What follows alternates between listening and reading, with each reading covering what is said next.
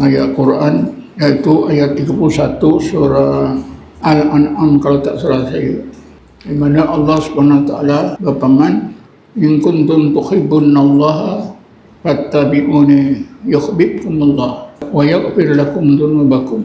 Sabda Nabi kita Muhammad disebut oleh Allah, wahai umatku, sekiranya kamu, umatku semua, tuhibbunallah, kasih kepada Allah, fattabi'uni, maka hendaklah kamu semua ikut aku, yuhibbukumullah, nescaya Allah akan kasih kepada kamu.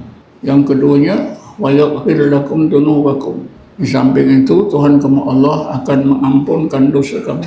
Jadi ada dua jalan yang mesti umat Nabi Muhammad ni lakukan untuk dapat kasih sayang Allah. Pertama, ikut Nabi. Bila ikut Nabi, maka Allah akan kasih kepada kita. Yang kedua, kita akan dikurniakan Allah keampunan semua dosa kita, bersih dosa. Bila Allah kasih kepada kita dan bersih dosa, maka tentulah kita akan diberi keridhaannya, dimasukkan dalam syurga, dijauhkan dari neraka. Tapi tuan-tuan dan puan sekalian, ada masalah nak ikut Rasulullah. Rasulullah dah tak ada. Kalau Rasulullah ada pertamanya, Rasulullah bercakap depan. Kerana Rasulullah tak ada, saya bercakap.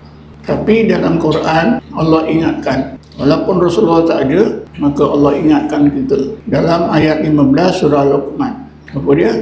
Wattabi sabila man anaba ilayya.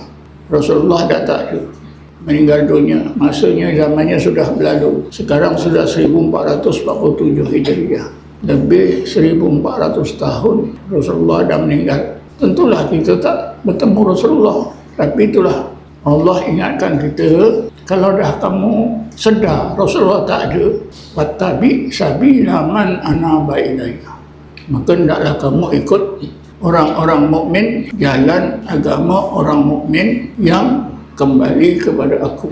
Jadi di sini kewajipan kita cari orang alim, orang bukan sebarang orang alim yang benar-benar kembali kepada Allah. Kalau orang alim ini kita ikut sebagai pengganti Rasulullah, mereka akan sampai kepada Allah, maka kita juga akan sampai kepada Allah.